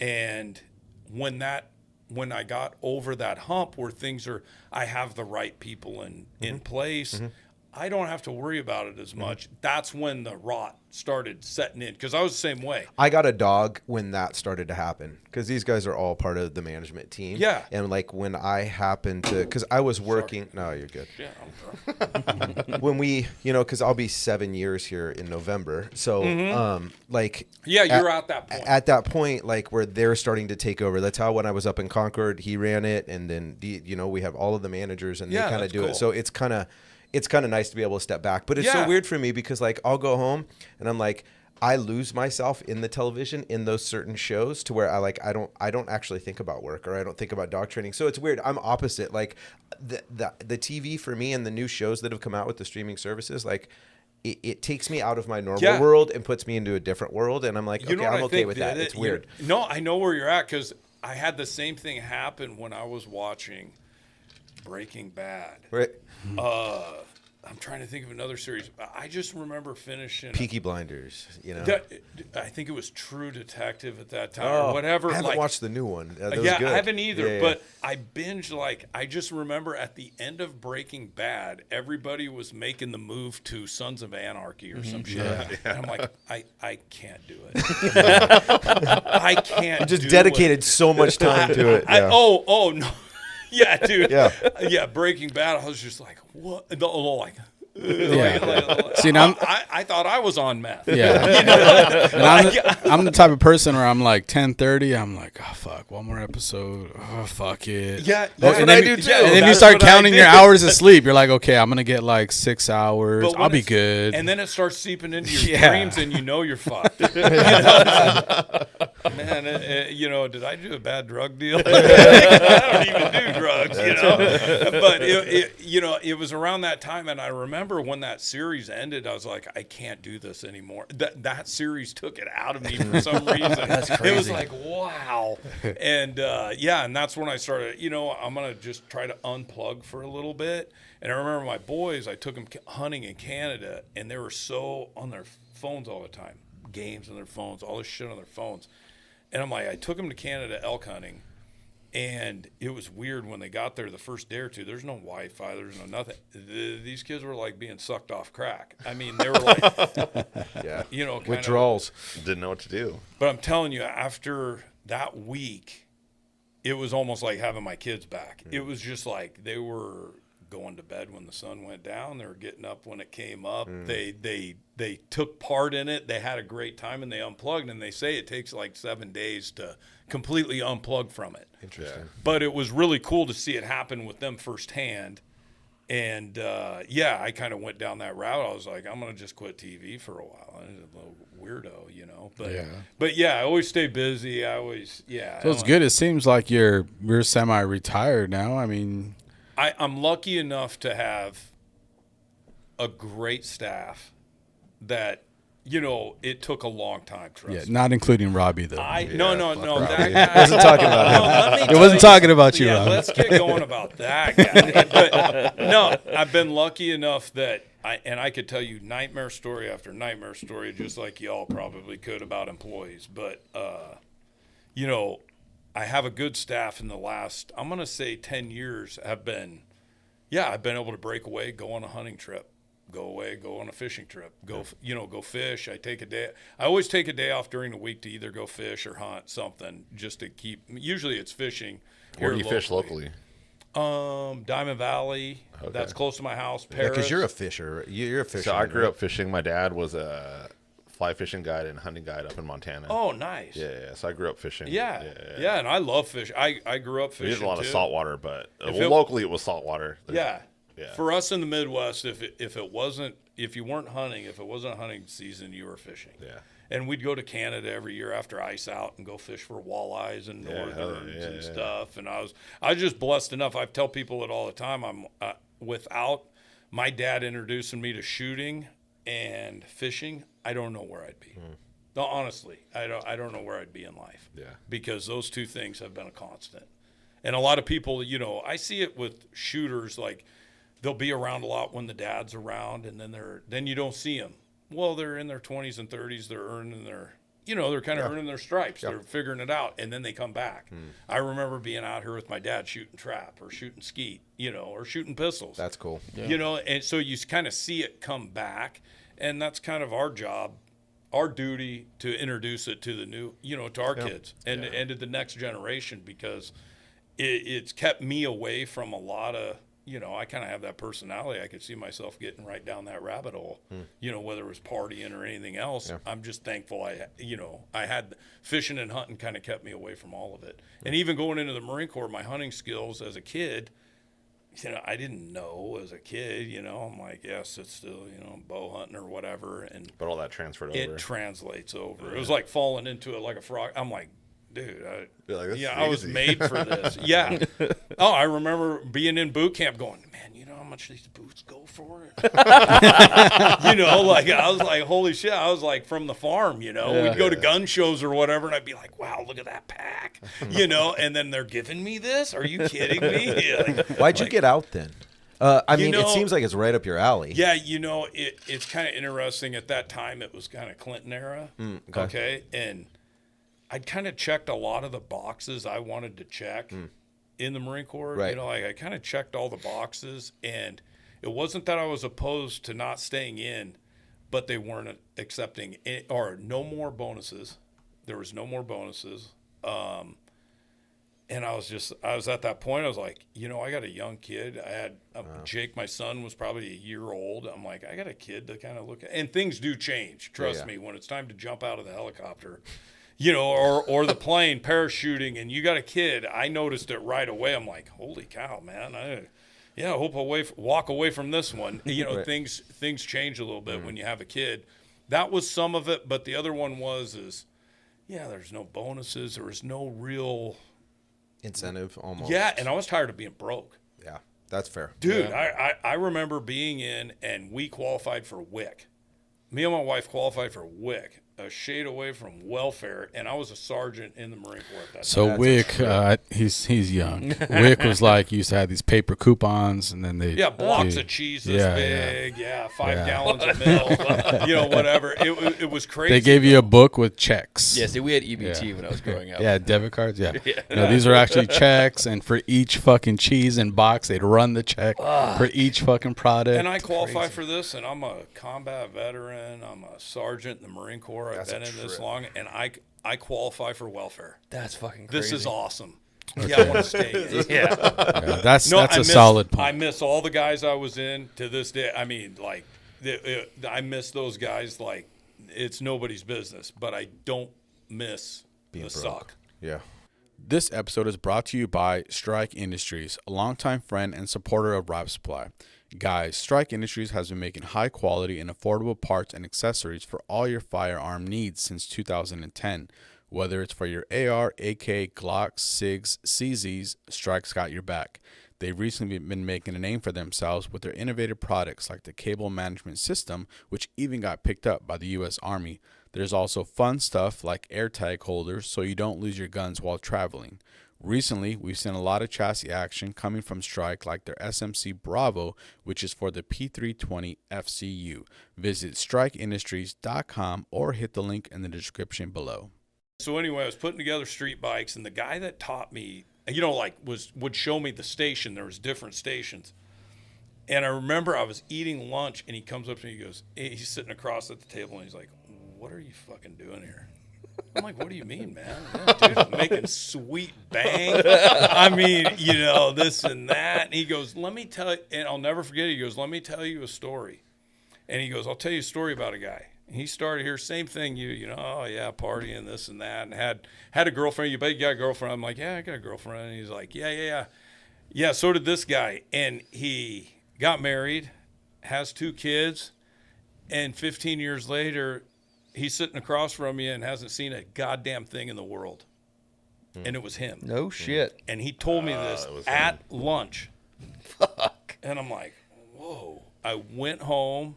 I had an apartment with a buddy. I went in the apartment, and he had a Marine recruiter that was always bugging him to join. And I'd always tell the guy, "Hey, fuck you. Get away from me, dude. My old man was a Marine. I don't want any part of this shit." And anyway, I go, "Hey, you got that guy's card?" And I just looked in the mirror. I was like, "Yeah, dude." He goes, "Get out of here." And I grabbed the card. I called that recruiter, and I was in MCRT 2 weeks later. Oh, shit. Didn't train for it. Didn't do shit. I was just like, yeah, I got to go. And I remember that recruiter goes, "What are you running from?" He's like, "What did you get in trouble?" Right? A good job. No, he thought I was like on the run from the cops or something. I'm like, "Oh, man, nothing. It's just time. It's crazy. just time." And that's how, crazy. back then, I took the ASFAB, and I think a day, within that day or two, I was on a plane for San Diego. No shit. I remember he goes, "Hey, when do you want to go in?" I go, "Well, we can go now if you want." Yeah. He's like, "You think you can do it?" I'm like, "Yeah, I'm good, man. I'm pretty sure I crazy. can handle it." So because it's your father and you, did your kids go into the service at all? No. Neither one of them. No, they just finished. They've done really well. They both work at the range. Oh, no shit. Okay, But cool. they just figured Jake just got his degree from doing the CNC stuff, and Eli's cool. this is his last semester doing that too. Oh, that's cool. Jake's your oldest son. Yeah, he's the oldest. You guys probably met him. Yeah. He's the one. He's Yeah. got all the rad tattoos and shit. Yeah. Skinny guy. Yeah, his he legs was a are- shot show. Yeah. Yeah. Yeah. And then my youngest, Eli, he always wanted to go in. And when he got around, I don't know, it was like senior year, he's I'm like, "Hey, dude, I wouldn't. Don't do it." No shit. No, not with this fucking clown. Oh, yeah, that's true. Yeah. No, that's a good point. No, makes that sense. was my big deal because Yeah. I know what it was like to go through like the Clinton era. I went in, it was Bush, first Gulf War, all that. And then it just, the benefits start drying up. Yeah. It just, you're not getting bonuses. They're closing bases. It was kind of a shit show in the 90s. Right. Yeah. Yeah. That So makes to my sense. brother and everybody that's talked to him so far, that's recently gotten out, has been like, "Why the fuck are you want to go in right now?" He's like, Oh yeah, why not? Like, I mean, we why need not? people to Yeah, go and in bad, he's right? excited, Yeah, too. It's and down. So, But it's the command behind you that, that's my take on it. Yeah.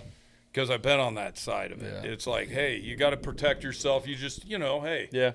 And the position he'd be going in, like now, Mm-hmm. I mean, you're going to have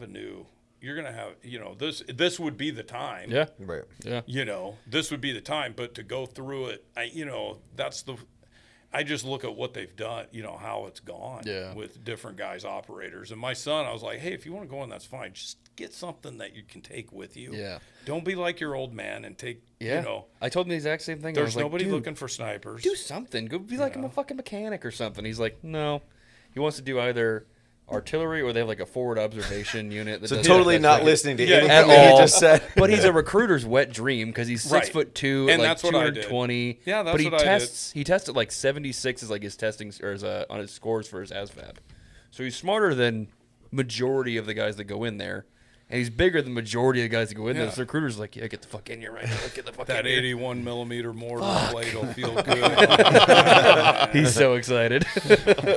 No, I'd never talk him out. I just told him, I'm like, hey, it all comes down to if the balloon goes up, you got to watch who's behind you and what's going on. Yeah. And if these guys are playing games and doing their shit, because that's when in the 90s, that's when a lot of your, what do you want to call it, like your hazing stuff started coming. It was all under the Clinton, time frame, Oh, gold wings. Oh, that was a big thing on Dateline. Oh, my God, those Marines are hazing one another. It's like, come on, man.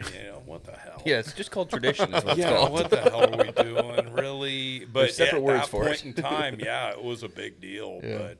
But that was the thing. I just don't have a lot of faith in that Yeah. anything. So and I can say it, Yeah. I've I've been you've done telling it. him, I was like, go to college, do something different. Why don't you do that? He's like, no, I don't want to do that. I'm like, See, well, I guess it's good for kids like that don't have a plan. Yeah. And this will keep them out of trouble for sure. sure. Hey, that was me to a T. Yeah. I mean, here I was my parents sending me to college, which wouldn't have happened, but if they did, would have been the biggest waste of money and time the world's ever shed. yeah. Yeah, I would have just, probably been partying my brains out, and I know that. But for me, it was a way out of the Midwest. Unless you're in the agricultural world, you're probably not going to make it. That's kind of your way out. So for me, that was was my way out. Yeah. And you meet a lot of my friends that did the job I did, or in the recon world, whatever. You look at where they're really from and a lot of small towns, a lot of it's not uppity do or elite Yeah. cities. These are guys coming from, I had 3,000 people in my hometown. Right. Yeah. It's crazy. Yeah, little towns, and Yeah. it's the lower on the income ladder or whatever you want to call it. They're so my parents didn't have. I mean, I wasn't going to school for 4 years. Like I said, it would have been a complete waste of time. Yeah, we're, Unless they we're wanted- there at that point. Yeah. See how much I could drink. But it worked out for you. Keg stands, shit like that. I guess I don't know. And I drank. You can but do not both. Like, yeah, no, You can do both. You Yeah. can party. I went to college and I partied like a motherfucker too. So, but like, no, for me it would have been a bad. yeah, you were like one way. Yep. Yeah. For Yeah, it'd sure. have been fighting and Yeah. whatever. But yeah, it was my way out, and it's the way out for a lot of kids in the Midwest. Yeah. In Iowa, Nebraska, or half the Marine Corps from Texas. I mean, that's just the way it is. It's just, Yeah. that's the way out. And, If you ever fucking been there, it's that you want to leave. It's horrible. out yeah. there. And the cool thing then was, but I told Jake, my son, his best friend, Caleb, he wanted to go in. And I'm like, dude, just go in for something you can use when you get out, Yeah, that makes please. sense. Yeah. Oh, no, he's Mortarman.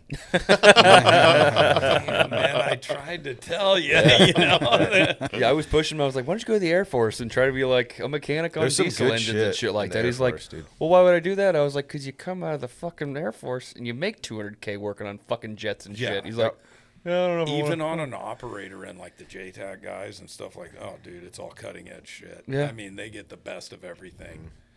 Yeah, I remember going one time to Fallon, and we had to go call for fire for fixed wings. So they sent me and a buddy of mine, and we go up there, and we're making our racks up in the morning, right? We have to be out to the range to call for, the fast wings would come in and we'd be calling for fire, and we're making our beds, and one of the Navy guys, this is in Fallon, and he goes, "Hey, what are you guys doing?" I'm like, "Man, cleaning up our shit, man. Squared away. You got to make your rack." And he's like, "Dude, the house cleaners come in."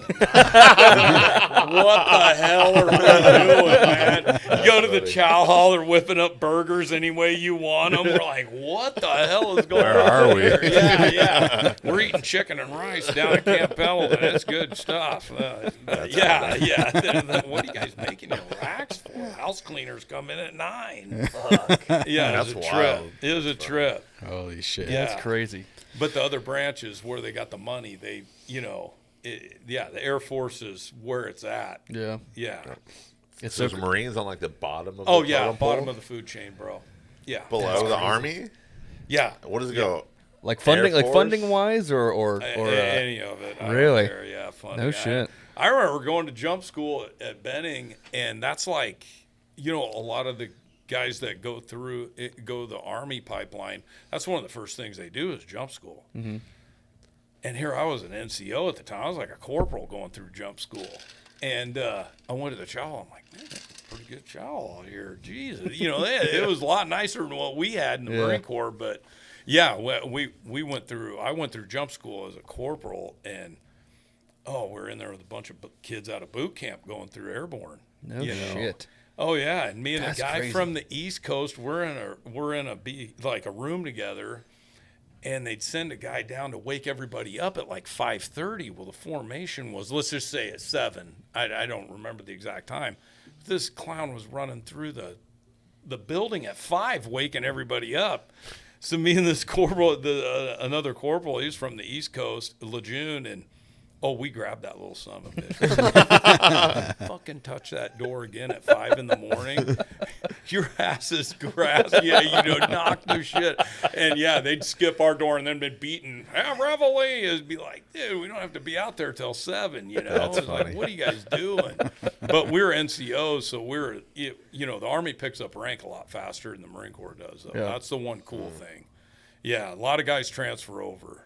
Really? They'll leave, and because they can pick up rank. I mean, Yeah. at that time, 4 years in the Marine Corps, you were lucky to hit E4. There's plenty of guys in the Army that hit E5. Damn. Oh, yeah. That's fucking crazy. In the same amount of time, and that money counts. Tell them. Dude, Yeah. he won't listen to my ass. Too late now. But- He's heading to San Diego today. But my buddy Matt, who's a contractor on Pendleton now, he's in that world every day, and he's like amazed at like the Air Force and their JTAC guys, and they've brought a lot to the table for the operators throughout all the branches. Now they check their blood, they check all their level, they know how their diets should be. It's a trip. No shit. Damn. Yeah. Wow. That's crazy. No, it's a science. Yeah. Yeah, I mean, if you're gonna make the perfect machines, you may as well know what's going on. No, they'll inside. tell them straight up, you need more protein. You need this. You need that. They have it. There's a formula now. Do you think there's like It's all a that technology. Do you think there's a certain downfall of like adaptation to that though? That they're so I don't- perfect that they can be. I don't think so. Really? Because we didn't have that plan. It Really? was just like, yeah, we'll just what wing you it. Yeah, but Hey, you kind of make well-rounded people and Who's got imagine that oatmeal soldiers, right? cookie bar? Yeah.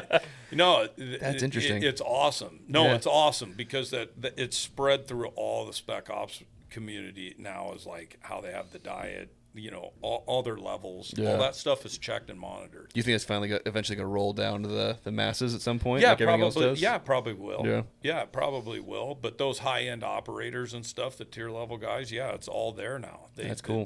It's pretty cool. There's Yeah. a formula for it. crazy. Just like any interesting. athlete, Yeah. Yeah, they all have a team behind them pretty much. we just got a gun. yeah. It's Crazy. no, and you look crazy. at those guys like in the force platoons and the SEAL platoons. I mean, dude, like, look, Olympic athletes with guns. I mean, Yeah. you You look at those teams. You're like, why they all look the fucking same? They all look the same. Fuck. They all Yeah. look- You're like, oh, that makes sense. They're on the from a same mile away. goddamn diet. They're all- Yeah, but he was relaying to me that info that like now they got it down. They got That's it down. cool. They know where your levels should be. They know, your weight ratio to body fat, all those type of things. But you look at how it's gone in football. I mean, these kids now and like the football academies in middle school. Oh, yeah. It's all there's a formula. They know it now. Yeah. We didn't know it then. The Yeah. Vietnam guys didn't know it. Kind of takes the fun out of it, though. Yeah. The variables, Yeah. like yeah. being drawn down. Yeah. Well, it all changes when you get put on combat rations, That's 2 meals fair. a day. Yeah. That's fair. You know, You know. what's crazy, just to touch on football a little bit, my son, well, he just finished 13U, and now he's freshman football. And when we were in 13U, obviously this wasn't around when we were kids, but like a lot of the parents were like, oh, are you going to hold him back? I'm like, hold him back for what do you mean? Yeah, like you're going to leave him in the 8th grade again. And I'm like, the fuck? Why? I was going to do that. And they were like, yeah, because so that way he would advance and he'd be a better high school player if you hold him back 1 year. And I'm like, are all you guys? They're like, yeah, I'm doing it. But I'm like, holy, what the fuck? Yeah. I'm like, when you held us back in the day, like you were a retard. Like Right, they made fun of you. Like now they're doing it for the sport. For I'm sure. like, holy shit, Yeah. that's crazy. I tried to, but my birthday's in August. So my birthday, I missed the cutoff by 2 weeks. And my birthday would have been at the end of July. I would have stayed back an extra year before going into high school. Yeah, for the sports. They were doing that 20 years ago. It was just like, yeah.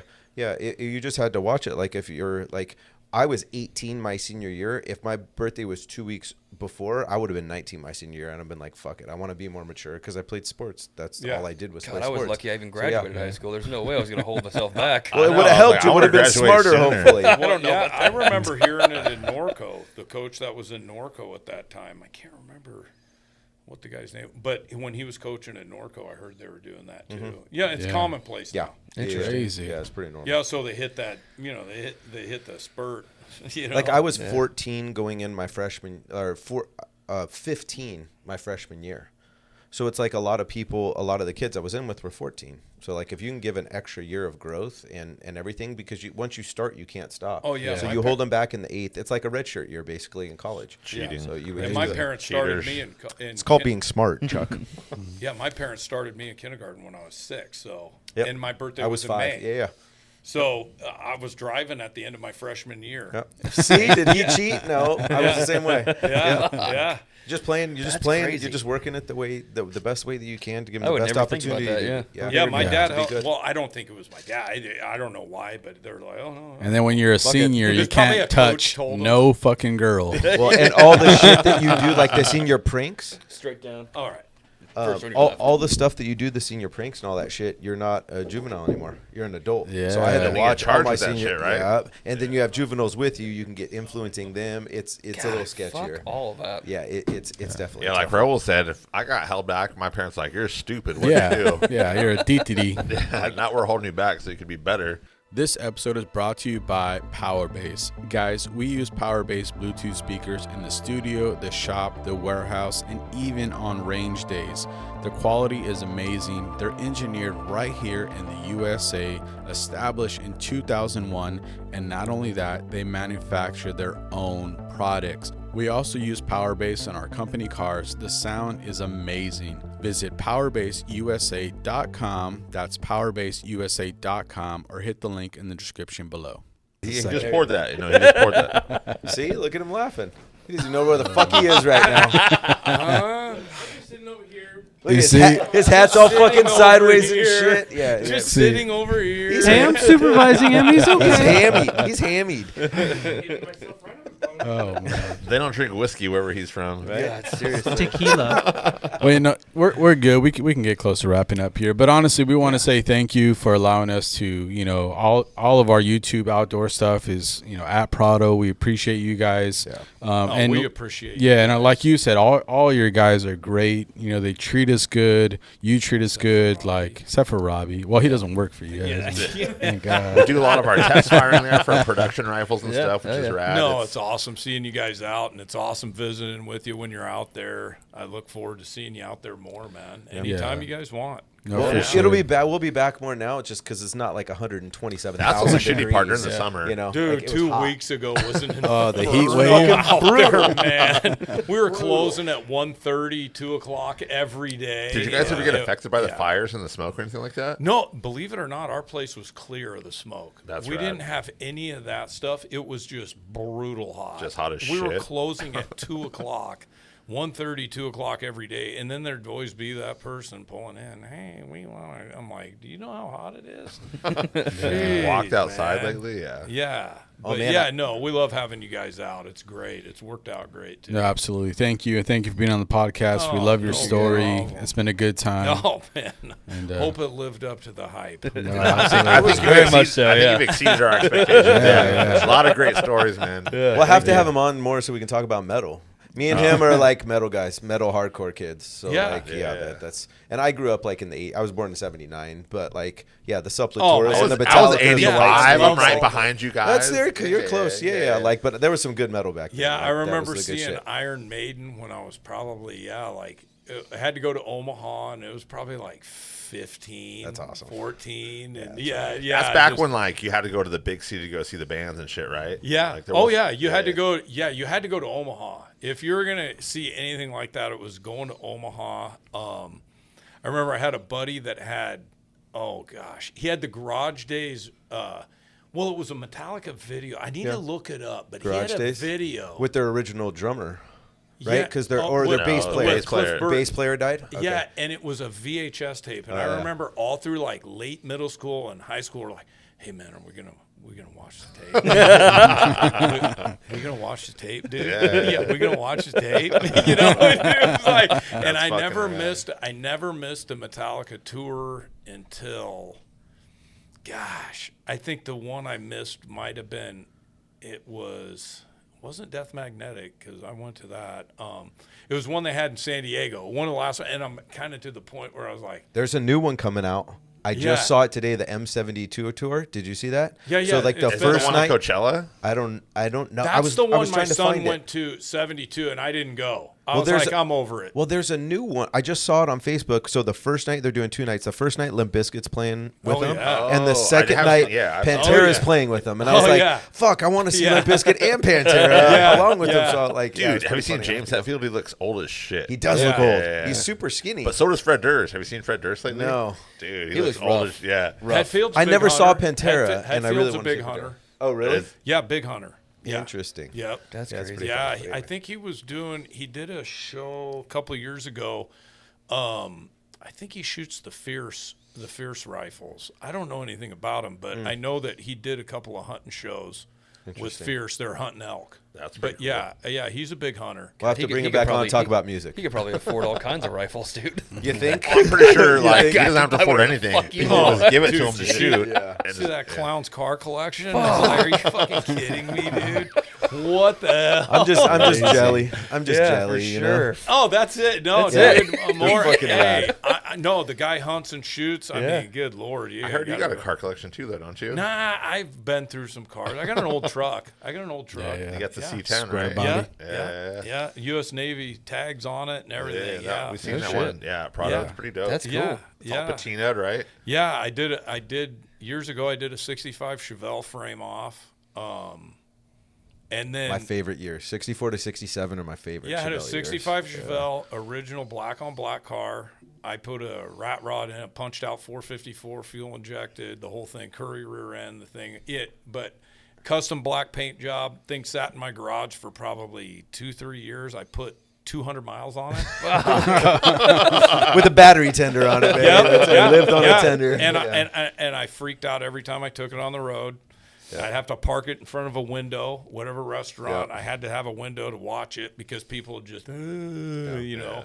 And I finally I just got to a point where I'm like, dude, this thing's just taking up space. That's where my mill and lathe are now. Oh, nice. Yeah. Yeah, and Reallocated the space. yeah, and then I built up well, I wanted something I could drive, so then I bought it was probably a 15 or 14 Mustang. Mm-hmm.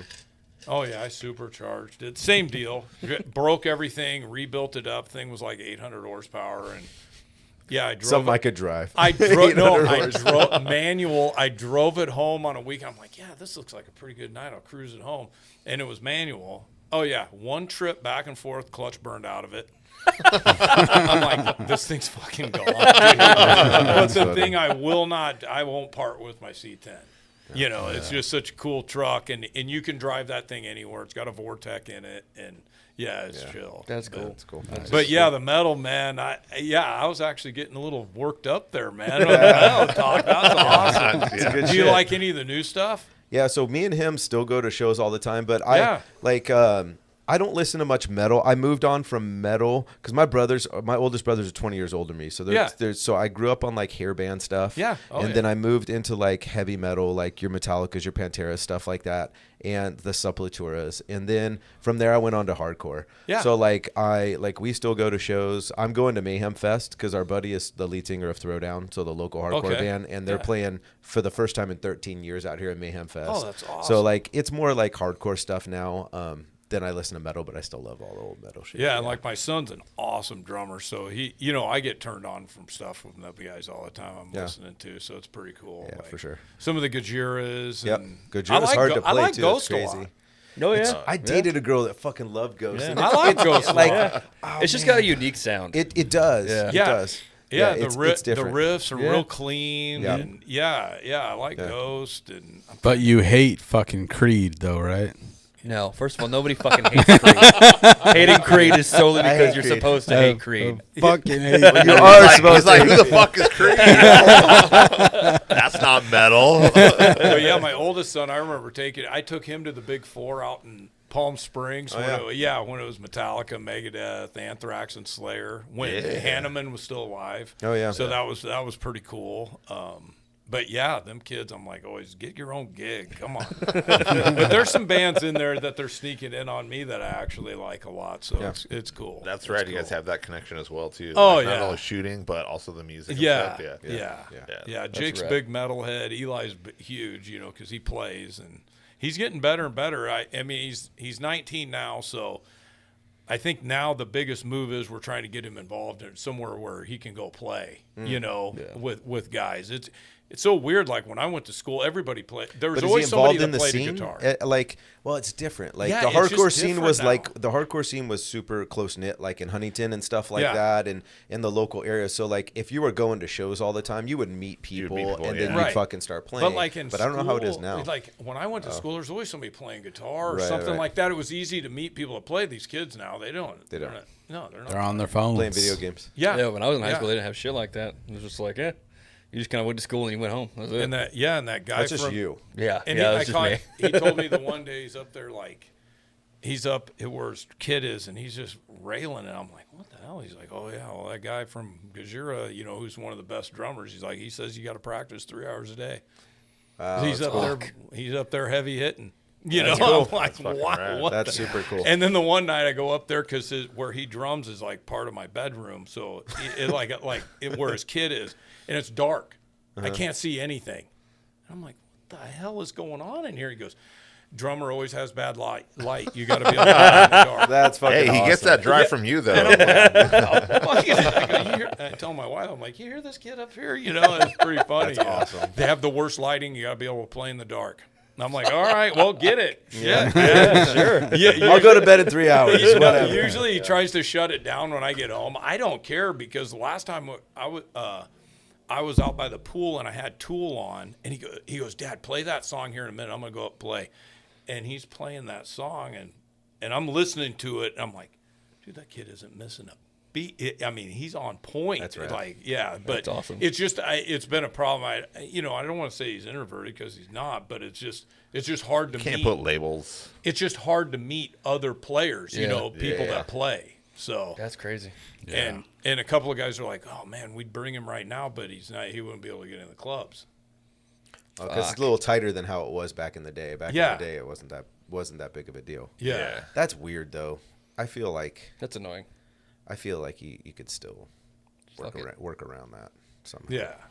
But yeah, that's the cool. music scene. There's still Yeah. some of it left. There's still some metal around Yeah. there. That's cool. Yeah. That's cool that we Yeah, talked for sure. about it. It's Yeah, like for sure. I thought it was dying there for a while, and now you have bands that are coming. it's around. starting back up Yeah. again, It's but that it did circle, die yeah. for a No, while. for Yeah, sure. it did. definitely It was like, downhill. wow, Yeah. what the heck, man?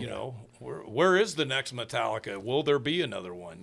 Yeah, it's weird because I listen to mostly hardcore, but I don't listen to like mainstream rock or like, there's not really any more Nothing metal. new. There's no metal. Nothing- I mean, like Knock Loose is a big new band, but There's that's nothing hardcore. new that's not metal. mainstream, really. No, and I I mean, like there the- is, but Yeah. like radio rock stuff, like Yeah, I don't even fucking listen to the radio. And I like Yeah. the Amon Amarth stuff, and you know. Yeah, you really like metal. That's like pure. That's pure metal. Yeah, I love Amon like I have Amarth. buddies that like Amon Amarth and fuck, what's the other one? I used to. There was a.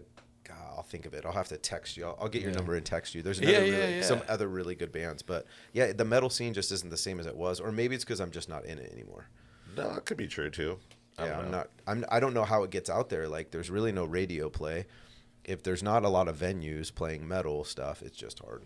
Yeah. So, But I was telling them the other day, like in San Diego, even in the 90s, there was a lot of bands that came out of there. You know, you had like Stone Temple Pilots there all the time. It was pretty cool. You know, it was a cool era to grow up in, definitely the 80s. I mean, geez. But the venues are so tough now, too, because they don't want the violence.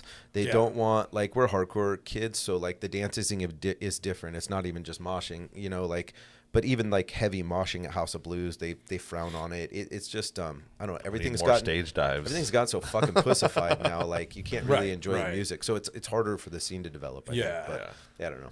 But Just man, get in them the out 80s there. Get them playing, dude. Fuck it. Yeah, the 80s was a great time, man. I tell them all the time, you guys missed it. Dude, if you're a metalhead in the 80s, y'all we missed it. Totally. You know? Like, I've never seen Pantera play. It bugs me. I've never seen Yeah. Maiden play. I've never seen Sepultura play. Like, and I can see them now, but it's not like when you would sit on the fucking roof and watch them play in the fucking backyard or something. Yeah. Like shit Not like in the that. prime, Yeah. yeah. And now I go to a old. Metallica concert, and I'm like, am I really this age? The worst part when I go to shows now with like old school, because all the bands, like the Throwdowns, the Bleeding Throughs, like the other bands, the 18 Visions, the big hardcore bands that were big 20 years ago, they're now touring again because They're like doing their our 20-year age, anniversaries. right? So they're doing those. But then I go to the shows and I see people and I look around because I took my wife to her first hardcore show, and they don't know a fucking word of any of the old songs. Yeah. And it's just like so disappointing to me. It like takes all the air out of it because I'm like, dude, you're here for the last couple albums they produced in the last 3 years, but the shit that they made 20 years ago, like, you should be listening to that stuff. But I don't know. Anyway, And then we'll talk more on music later. We've already gone 2 fucking hours. The so, best is yeah. when you see the gals that were like the bunnies at the Yep. concerts, and they're Oh, still yeah. trying to dress like that today. I'm like, Yeah. whoa, let it eat, let it eat. Hey, but if it works, it works. You know, some Oh, of it- good for them. others, God yeah, bless them. yeah, definitely. It's been awesome, guys. Thanks a lot. Cool. Thank you. Appreciate it. Appreciate much, it. Chad. Awesome. Yeah, See you guys.